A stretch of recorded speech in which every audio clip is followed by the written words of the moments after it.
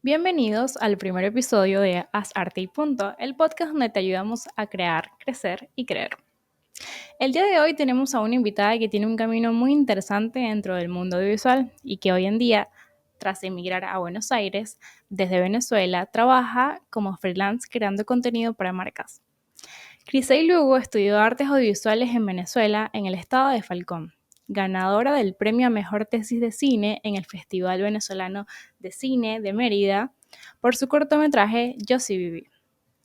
Ha trabajado con artistas como Vargas Música y hoy en día trabaja con marcas venezolanas creando contenido fotográfico y audiovisual para redes sociales. Paralelamente ha dirigido videoclips para artistas venezolanos en Buenos Aires y actualmente se dedica al 100% al audiovisual y es una creadora cuyo trabajo, estética y comunicación potencian la imagen de varios emprendedores dentro del mercado bonaerense. Sin embargo, en su proceso de migración, trabajó como niñera, mesonera y oficinista. El día de hoy nos cuenta todo este proceso de cómo ser freelance.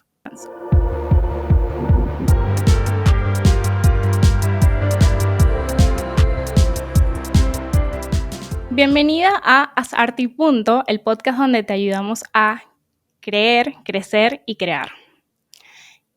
Quisiera que me contaras un poco, Cris, cómo fue esta experiencia de haber emigrado y al mismo tiempo haber dejado un montón de contactos y haber dejado tu vida en Venezuela.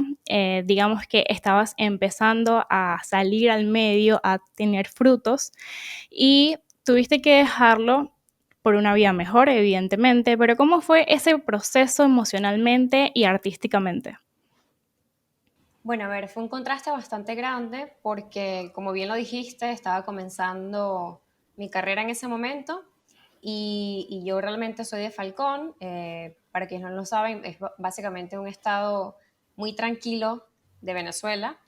Y pues no había tanta competencia, ¿no? Entonces, cuando tú trabajas bien, haces las cosas con pasión, con dedicación, entonces es muy fácil destacar en lugares como este donde no hay tanta competencia. Por esa razón, la verdad que yo sentía que me estaba yendo bastante bien porque se presentaban desafíos que muy fácilmente podía resolver. Cuando tengo Ok. que emigrar, obviamente vengo a una ciudad como Buenos Aires, plena capital, que es un mar enorme con tiburones. Entonces, pues el contraste en lo emocional fue bastante fuerte porque venía de sentirme muy segura con quién era y con lo que estaba haciendo, a sentirme bastante pequeña en todo este mar que te estoy contando. Pero creo que eso es algo que vivimos todos cuando emigramos y salimos de nuestra zona de confort. O sea, nos podemos Sí. llegar a sentir pequeños o a olvidarnos de quiénes somos por un momento hasta que después nos reconectamos con nosotros mismos. Y bueno, fue lo que a mí me pasó. Me reconecté conmigo misma y ya no me siento más así de pequeña como me sentía los primeros meses que emigré. Qué bueno, qué bueno. Tengo entendido que a pesar de haber emigrado, duraste 2 años inactiva, digamos, sin producir nada. ¿Cómo te hizo sentir esa inactividad y esos trabajos, digamos, tradicionales como ser niñera, disculpe, oficinista? O sea, ¿cómo te sentiste a nivel creativo? ¿Te Uf. afectó o no? Bueno, para serte sincera, intenté disfrutar al máximo todos esos trabajos y le puse muchísimo corazón. Aprendí un montón. Me sentía estancada, para serte sincera, me sentía estancada, pero a la vez me recordaba a mí misma que solamente era una época transitoria. Y siempre tuve como esa convicción de que era algo temporal pasar por esos trabajos y poner mi carrera en pausa. Entonces, como estaba tan convencida en mi interior de que solamente era una pausa, no me desesperé, no me afané, sino que hice lo mejor que pude en esos trabajos tradicionales hasta que llegó el momento y tomé la decisión, y yo creo que en el momento justo, y dejé esos trabajos a un lado para retomar mi carrera. Nada, creativamente, como te digo, me sentía estancada, pero todo lo que veía, sentía o percibía como en esta nueva vida, lo escribía, lo anotaba o escribía algún poema y hacía de eso un texto, y era mi manera como más artística de desahogarme en lo que estaba viviendo en ese momento. Claro. Qué fuerte, porque, o sea, yo siento que ese proceso es bastante difícil. Sin embargo, o sea, luego de que sales digamos, ese estado de estancamiento, creativamente fluyen muchísimas ideas. Yo Sí. quisiera que me contaras cuál ha sido tu trabajo más retador o tu proyecto más retador. ¡Wow! ¡Qué buena pregunta! A ver, mm, yo diría que dos en particular. Uno fue en Venezuela, ¿verdad? Y siento que fue un desafío, fue justo antes de venir. Estuve trabajando en un documental, en un documental, y siento que fue un desafío porque, a ver, yo todavía estaba aprendiendo, para ser sincera. Entonces tenía a mi cargo, tenía una producción increíble que nunca me dijo que no a nada, me facilitaron el presupuesto que necesitaba y tenía todo a la mano. Muchas veces uno tiene que trabajar con pocos recursos y yo en ese momento tenía todo a disposición. Entonces era, ok, ¿qué hago con esto? Pero creo que al final todo salió bien, sobre todo porque tenía un equipo increíble junto a mí que siguió la visión que yo tenía. Y estando acá, la verdad que me he sentido muy cómoda con todos los proyectos en los que he estado. No te voy a decir que ninguno para mí representó un gran desafío, sino que me he sentido muy cómoda.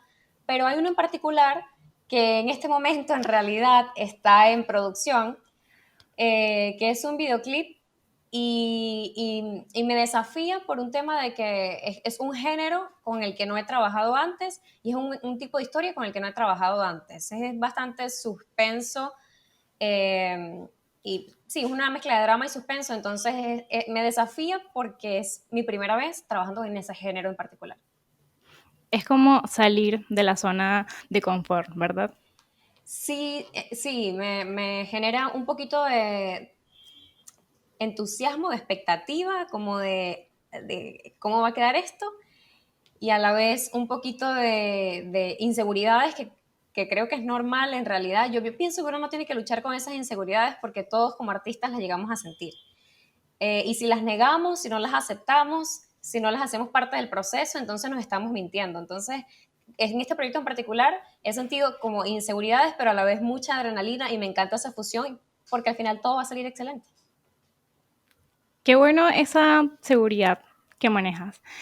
Yo quisiera saber, esto es súper, súper importante y además es como distinto para cada persona porque los procesos creativos al crear contenido, tanto para crear una obra, etcétera, son distintos. Entonces, Así a es. la hora de que te retan a hacer algo nuevo o algo que quizás ya manejas, ¿cuál es tu proceso creativo?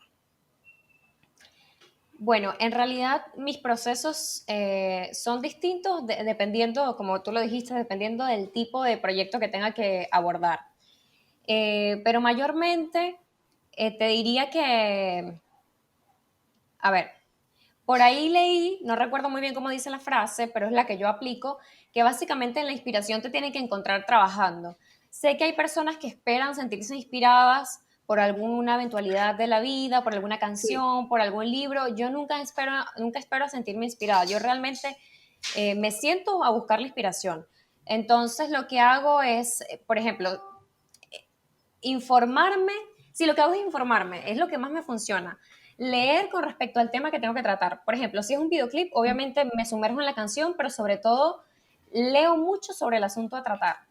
Y si es otro tipo de proyecto, puede ser incluso algo más comercial, leo demasiado. Por ejemplo, por poner un ejemplo tonto, bueno, voy a hacer un proyecto para una marca de gastronomía, de pizzas. Entonces yo lo que hago es empapar mi información desde cómo se hace una pizza hasta el origen de la pizza, de esas cosas que como artistas pueden parecer irrelevantes porque Claro. quizá uno dice, bueno, pero es que no, de ahí no surge la creatividad porque al final eso es teórico, ¿no? Pero a mí leer y empaparme del tema es lo que realmente me lleva a crear. Entonces de ahí parto, de investigar. La investigación para mí lo es todo y eso es lo que siempre me hace tener una idea.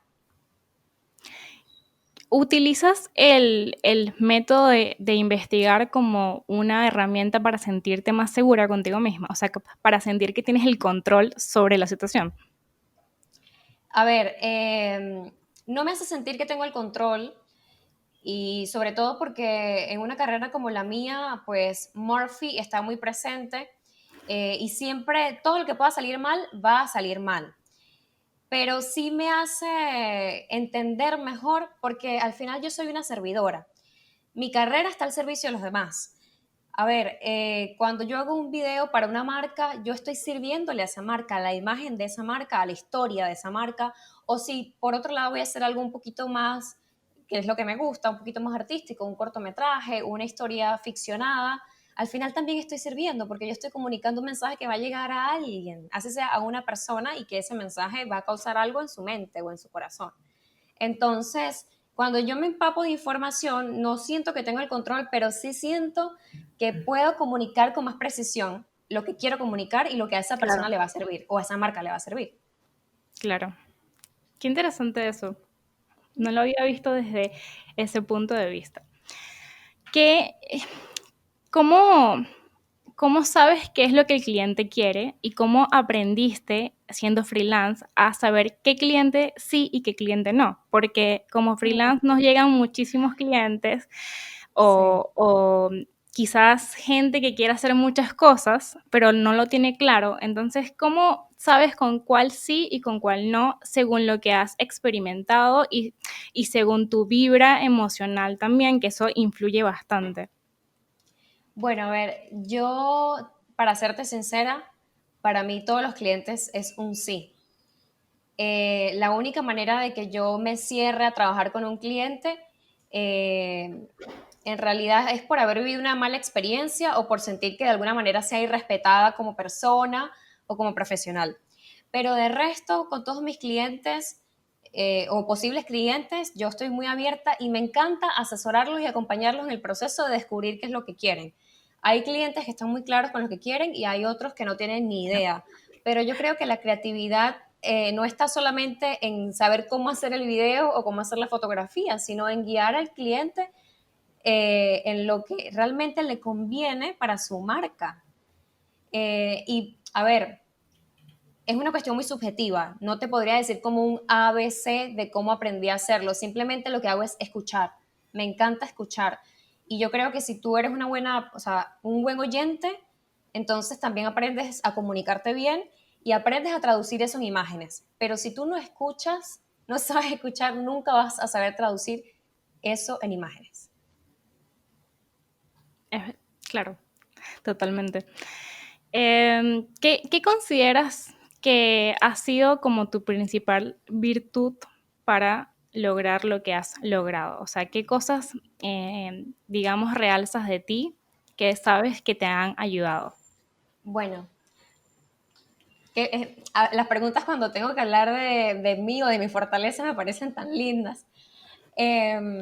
A ver, yo creo que hay dos cosas en particular. La primera es que amo mi trabajo y por amar mi trabajo estoy dispuesta a hacer lo que sea, la verdad.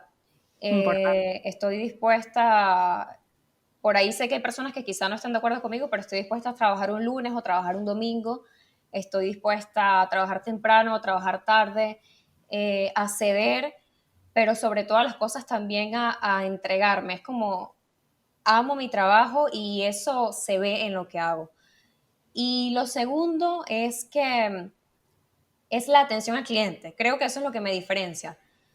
Porque el trabajo puede ser increíble y de hecho, como te venía diciendo en un principio, cuando conversábamos, acá hay demasiada competencia, hay muchos creadores de contenido, videógrafos, fotógrafos, directores, guionistas, hay muchísimas personas que están haciendo lo mismo que yo, exactamente lo mismo que yo. Pero lo que me diferencia de esas personas y que me ha permitido tener este trabajo que tengo es cómo trato a cada cliente. Básicamente yo los hago sentir entendidos, que yo tengo en mis manos la solución para su problema o para hacer realidad su idea y Aunque no la tengas. que puede que en el momento no la tenga exactamente, pero a la larga esa solución siempre viene.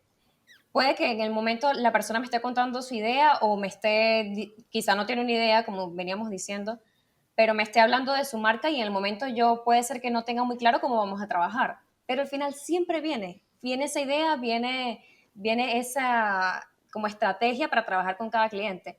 Entonces, bueno, esas dos cosas. Primero, amo mi trabajo y segundo, le hago sentir al cliente que está a salvo en mis manos.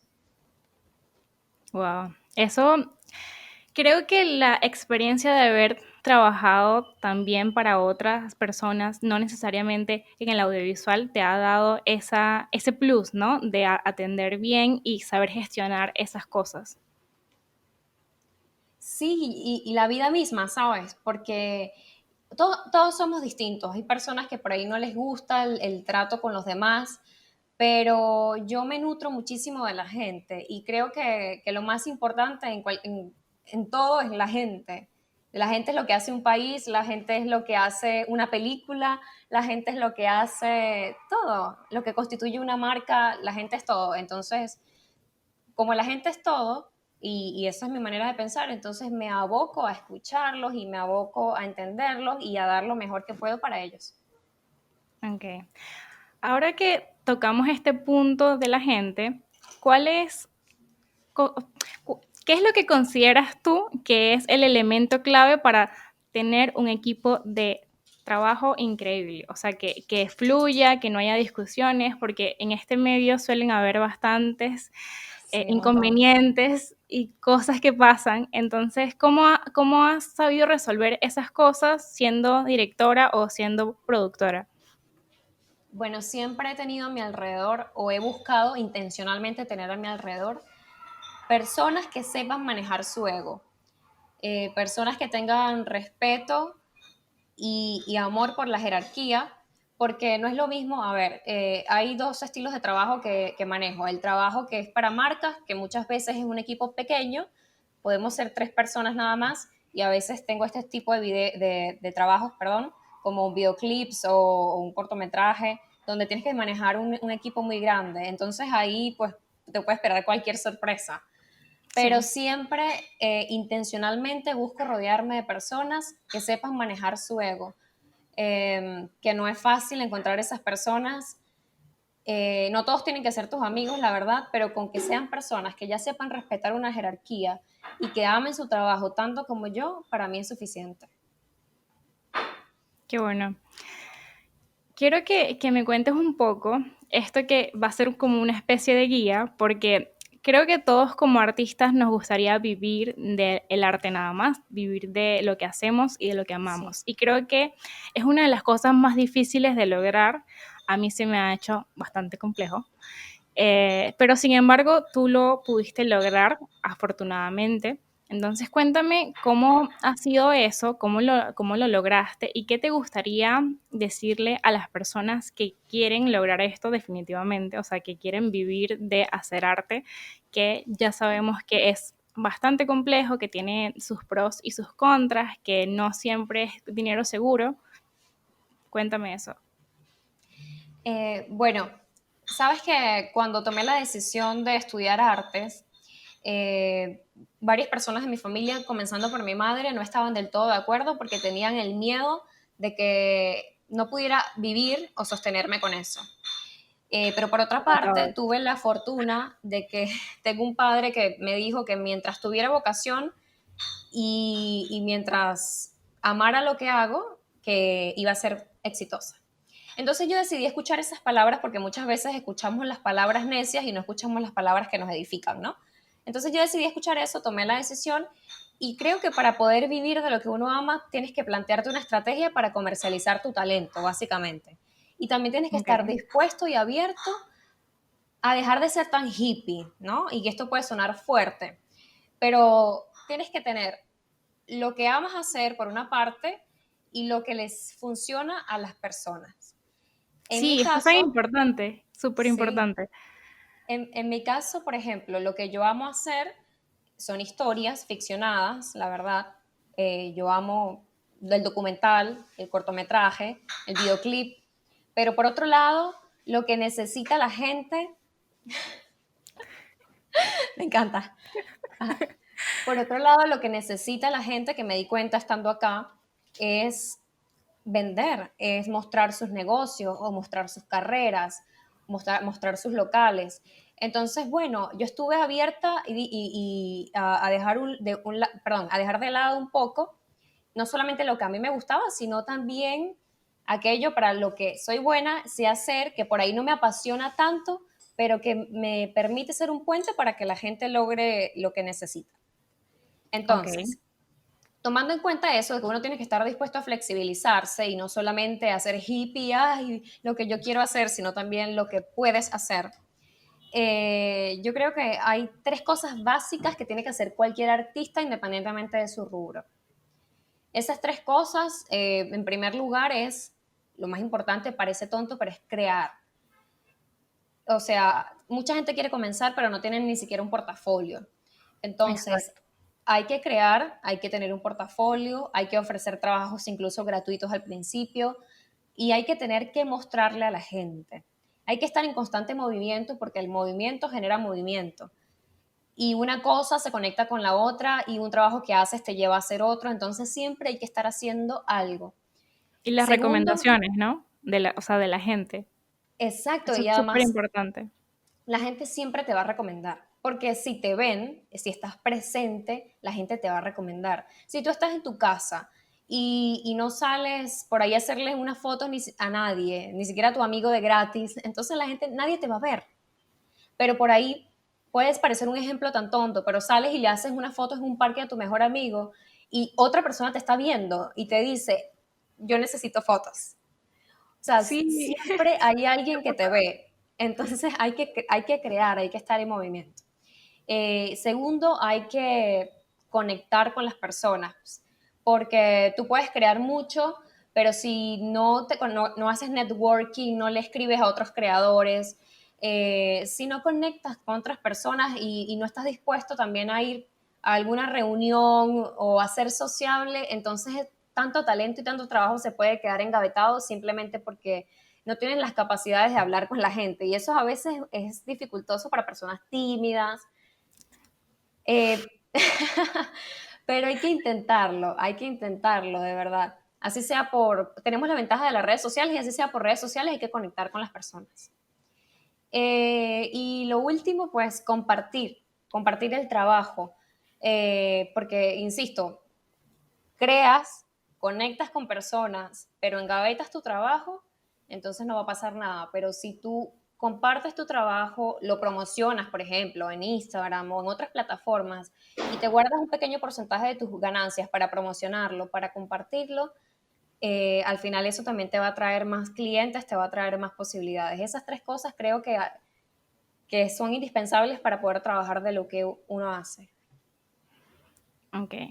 Eso por un lado, digamos de una manera práctica. Sí. Ahora, ¿qué le recomiendas emocionalmente o internamente a esas personas que necesitan de verdad, o sea, que a lo mejor no tienen los conocimientos o a lo mejor sí los tienen, pero están paralizados, digámoslo así? Claro. Pues yo les recomendaría empezar por algo pequeño.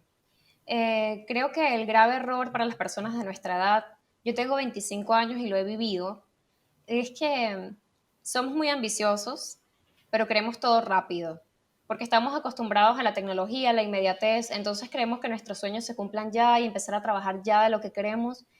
Y creo que hay que tener un poquito de paciencia, desarrollar el don de la paciencia, eh, y trabajar de a poquito, como una hormiguita, hacer una cosita al día, una cosa cada día, al final te va a llevar a un gran resultado. Pero sobre todo en esa pequeña cosa que uno haga cada día, recordarse que todo lo que uno siembra lo cosecha. O sea, hay gente que se frustra porque no puede ver el futuro, pero si tú estás echándole a un saquito semillas y semillas y semillas y semillas, o a una tierra, semillas y semillas y, bueno, mejor dicho, una tierra, semillas, en algún momento tienen que germinar. O sea, no puedes ver un campo de girasoles que plantaste ayer, verlo hoy. O sea, tienes que darle el tiempo para que florezca, y después cuidarlo para que no se marchite. Entonces, paciencia es lo que yo recomiendo. Es lo que me dije a mí misma durante 2 años que no trabajé de mi profesión. Paciencia, sigue sembrando, que ya vas a ver tus girasoles. Qué lindo eso. Mm. Quiero que rápidamente me digas cuáles han sido las tres cosas, ya sea libro, película, podcast, cualquier cosa, ¿no? Que sea consumible internamente o, digamos, sí, internamente, que te hayan cambiado la perspectiva y que te hayan ayudado a estar donde estás hoy? Cosas que hayas leído, que hayas visto. A ver, hay un libro en particular que se llama El dador de sueños. De hecho, es un libro cristiano, me gusta mucho porque, a ver, la mitad del libro está escrito como un cuento, parece un cuento para niños, la verdad. Yo creo que si un adulto empieza a leerlo, dice como, bueno, este no es mi tipo de libro. Pero luego de esa primera mitad a la segunda mitad del libro, entonces viene una reflexión espiritual y no solamente espiritual, sino también intelectual de cómo uno cumple sus sueños muchas veces sin darse cuenta. A veces creemos que estamos en el lugar equivocado y estamos esperando que llegue el momento correcto, estar en el lugar correcto, y no nos damos cuenta que muchas veces estamos en el lugar justo para empezar a cumplir nuestros sueños.